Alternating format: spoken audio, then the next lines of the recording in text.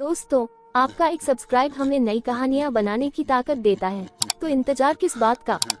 Twin TV story को अभी subscribe कर लो।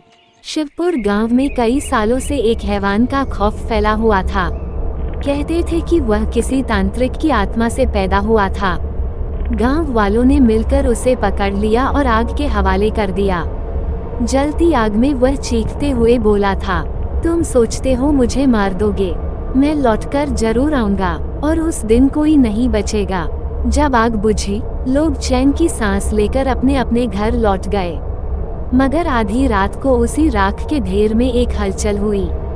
जली हुई काली त्वचा में से दो लाल आंखें चमकी। वह हैवान वापस जाग गया। शरीर जला हुआ, मगर आत्मा पहले से ज्यादा प्यास में डूबी हुई थी। घिसकता हुआ वह रामू और गौरी के घर पहुंचा, जहां बाहर उनका कुत्ता शेरू सो रहा था। हैवान ने शेरू की टांग पर काट लिया और वहीं दम तोड़ दिया। अगली सुबह रामू और गौरी ने जब जले हुए उस शरीर को देखा तो सन रह गए। ये तो वही हैवान है जिसे हमने कल रात जलाया था।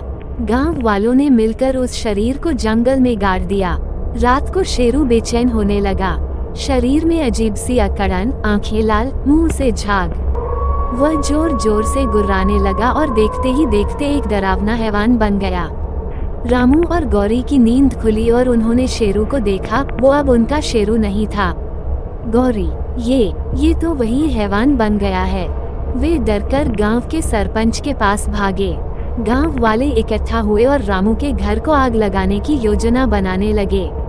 गौरी सबके सामने दीवार बनकर खड़ी हो गई। मेरे शेरू को जलाने से पहले तुम्हें मेरी लाश से गुजरना होगा। भीड़ गुस्से में उबल रही थी। तभी खिड़की के अंदर से शेरू ने सब सुन लिया। मालिक की मोहब्बत देखकर उसकी आंखों में आंसू आ गए। शेरू ने सभी गांव के कुत्तों को बुलाया। कुछ ही मिनटों में पूरा गांव कुत्तों की गुर्राहट से गूंज उठा।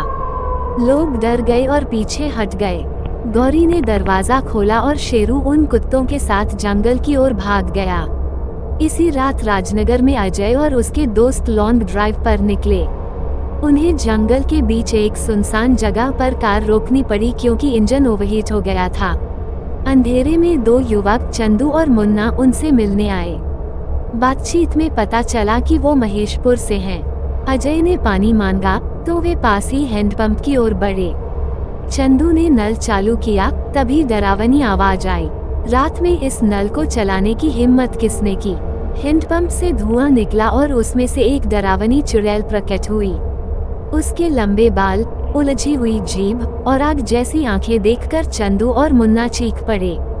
माफ कर दो, हमें नहीं पता था। मगर चुड़ैल ने उनकी गर्दन तोड़ दी और खून पीकर अंधेरे में गायब हो गई। उधर अजय और उसके दोस्त परेशान थे। तभी एक साया पास आया, वही चुड़ैल। नेहा डरकर अजय से लिपट गई। मुझे लग रहा है वो लोग नहीं लौटेंगे, हमें यहाँ से निकलना होगा। मगर देर हो चुकी थी। चुड़ैल ने हमला किया। जैसे तैसे चारों भागे और उन्हें एक चमकती आंखें वाली छाया जंगल में दिखाई दी। वो शेरू था। अब शेरू और चुड़ैल आमने सामने थे। शेरू और चुड़ैल के बीच भीषण युद्ध शुरू हुआ। दोनों की शक्ति एक जैसी थी, मगर चुड़ैल इंसानों की आत्मा से ताकत लेती थी और शेरू को शक्ति मिलती थी अपने मालिक की मोहब्बत से। लड़ाई के बीच गौरी जंगल में पहुंची अपने शेरू को बचाने के लिए। शेरू, मैं यहाँ हूँ। तुम्हें मुझसे वादा करना है कि तुम कभी किसी को नुकसान नहीं पहुँचाओगे। शेरू ने एक अंतिम बार गुर्राया, चुड़ैल को जकड़ा और दोनों आग के गड्ढे में गिर गए। एक धमाके के साथ जंगल फिर से शांत हो गया। गौरी की गोद में जली हुई एक टूटी हुई पट्टी और शेरू की घंटी पड़ी थी।